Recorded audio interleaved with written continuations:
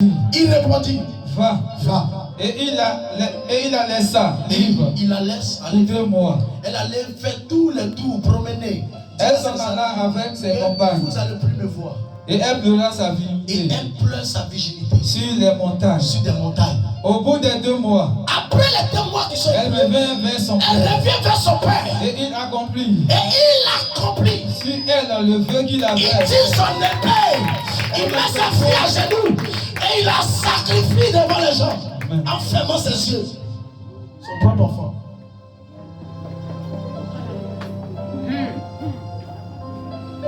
Toi, c'est 20 000, tu as pris l'engagement, ça tu pleures.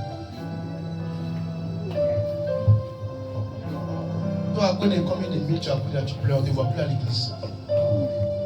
Mais regarde, un temps tel. Sa bravoure m'a épaté quand j'ai lu ce verset. La Bible dit son unique fille. C'est dit, quand il a fini de sacrifier l'enfant, Dieu ne l'a plus donné d'enfant jusqu'à il est mort. Hey! Toi, tu donnes 100 000, tu ne viens plus à l'église, tu dois t'escroquer.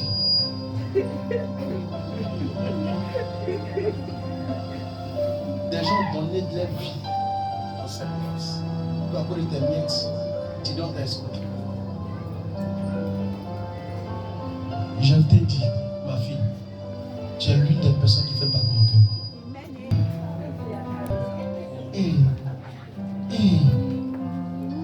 Touche le cœur, touche quelqu'un auprès de toi et demande à la personne. Sois comme Jephthé. Sois comme Jephthé. Je vous assure, si les chrétiens d'aujourd'hui sont comme Jephthé, il n'y a pas un sorcier qui va rendre bonjour à quelqu'un. Si tu veux là, commence avant tes activités à partir de 16h et il faut finir à 17h. Tu ne vas pas retourner avec les mêmes marchandises. Amen. Jephthé dit, papa, si tu me donnes victoire, je vais tuer la première personne qui va sortir. Entre il sait que c'est lui et puis sa fille qui vit dans la maison. Lui, sa fille, et puis ses demi-frères. Il avait un serviteur qui vivait là-bas. Mais tellement que Dieu est sage, Dieu veut voir vraiment ce qu'il a dit, ce qu'il peut faire. Donc Dieu ce jour-là fait sortir sur sa fille. Sa fille, c'est normal. Papa qui au travail l'arrivée. L'enfant a vu son père, c'est normal qu'il soit au jour. Il a couru par faire tout à papa. Ça c'est logique, c'est normal. Mais dès qu'il voit son enfant, la Bible dit son cœur a crié. Il dit, ma fille, tu as mal fait. Il a fait quoi? Il dit non. Tu es les personnes qui me trouvent. Elle a su que son père avait fait un engagement. Il dit, ma fille, j'ai pris un engagement à l'Éternel. Je ne peux pas changer. Et vous savez l'engagement c'est quoi? C'est de doter la vie. La question ici c'est quoi? Est-ce que Dieu peut accepter le sang d'un homme en sacrifice?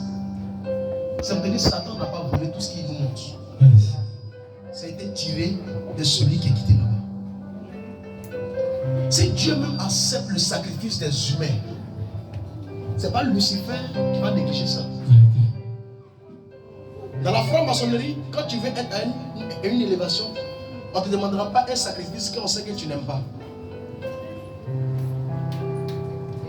Dans tous les domaines occultistes, quand tu veux monter à une dimension, on te demande ce que toi tu aimes le plus. Parce que c'est ce que tu aimes là qui va te faire grand. C'est ce que tu aimes le plus quand tu donnes là qui va t'élever. Tu ne peux pas donner ta servante, c'est impossible. Tu ne peux pas donner peut-être ton ennemi, c'est impossible. Quand tu viens et que tu dis je vais être à la tête d'une société, je vais être à la tête d'une entreprise, l'ennemi regarde dans le miroir, il voit où se trouve ton cœur. Où se trouve son cœur, c'est quoi? Il peut te dire que c'est la bouffe. Et puis c'est la paix dans le totem. Comme toi tu aimes beaucoup manger, il va te dire je vais te donner l'élévation, mais toi à part d'aujourd'hui, tu vas mettre une fois par jour. Alors toi tu sais que par jour tu mets 3 fois, mais 4 fois. Tu vois que ça te fait mal. Tu vas te venir chercher l'argent à cause de ça. Voyez le prix à payer qu'elle a. Il va te dire toi, puisque tu aimes garçon, tu es venu chercher l'argent, à part d'aujourd'hui là, tu n'auras plus droit à un homme. Tu auras tout ce que tu veux, mais tu ne vas plus aller avec un homme.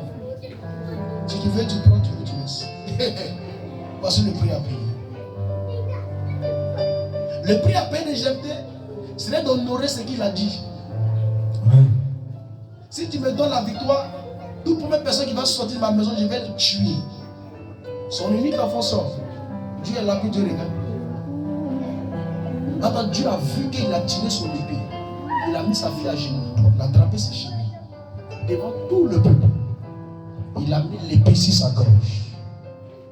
Il a regardé le ciel. Le ciel est muet. Dieu ne peut pas. Parce que Dieu respecte les enfants. Dieu respecte les engagements.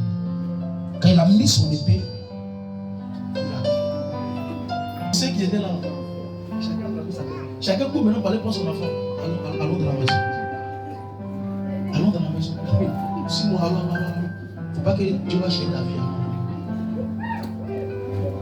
La Bible dit qu'il était l'un des gens que Dieu élève. Il est prix que tu vas payer. Dieu n'élève pas les fainéants. Dieu n'élève pas les paresseux. Dieu élève les bravos. Si tu veux être à la tête, sois un brave homme. Sois un brave homme. Tu ne peux pas vivre dans un commerce et que dans le commerce que tu fais, ta capitale soit payée 100 000. Et puis tu vas construire un duplex de 10 millions, mais 520 millions. Dans la capitale est 100 000. Vous pensez que tout le bénéfice va sortir comment? Il y a une augmentation et puis il y a un travail qui se fait à la fondation. Et ce travail c'est quoi? C'est que ça de prendre le premier bénéfice que je reçois dans chaque lundi. C'est comme un engagement. Je prends chaque lundi. Quand je sors, le premier bénéfice que je vais recevoir c'est pour Dieu. Hey.